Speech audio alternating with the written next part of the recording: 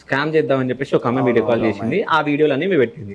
So ఇప్పుడు నువ్వు హర్షిత గురించి ఆమెను దౌలాడుతున్నావు ఎందుకు, వెతుకుతున్నావు ఎందుకు? ఆ వీడియోల వల్ల నీకు ఏం యూజ్ అయిపోయింది కదా? ఎందుకు దౌలాడుతున్నావు అంటే ఈమె చెప్పింది ఒక మాట. ఏం చెప్పింది?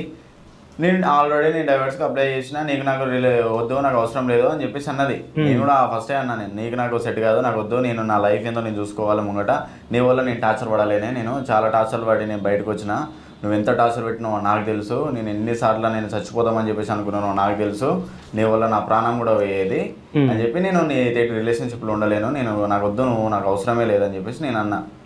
సరేలే అని చెప్పేసి నేను ఆల్రెడీ డైవర్స్కి అప్లై చేసిన అని చెప్పేసి అన్నది, నీకు నాకు సంబంధం లేదు అని చెప్పేసి అన్నది. ఎందుకు వీడియోలు అప్లోడ్ చేయాలి? ఇప్పుడు ఓవన్నీ అప్లోడ్ చేసింది నాయే కదా. నువ్వు ఆమెను బ్యాడ్ చేసినావని సాంగ్ వదిలిన తర్వాత వదిలింది. సాంగ్ లో బ్యాడ్ ఏమైనా ఉందా అసలు? వాళ్ళ అమ్మని కొట్టలే అంట కదా, మీ అమ్మని కొట్టలే అంట కదా అసలు. ఇప్పుడు ఆడ అమ్మని కొట్టినట్టుందా, ఆడ డాడీని కొట్టినట్టుందా? డాడీని అంటే నువ్వు దాన్ని రివర్స్ చేసినావు. రివర్స్ చేసిన ఎందుకు చేసినావు? మొత్తం కహానీ తీయలేము కదా, అది మొత్తం సినిమా కాదు కదా, మనం 6 minutes సాంగ్ అది అంతే.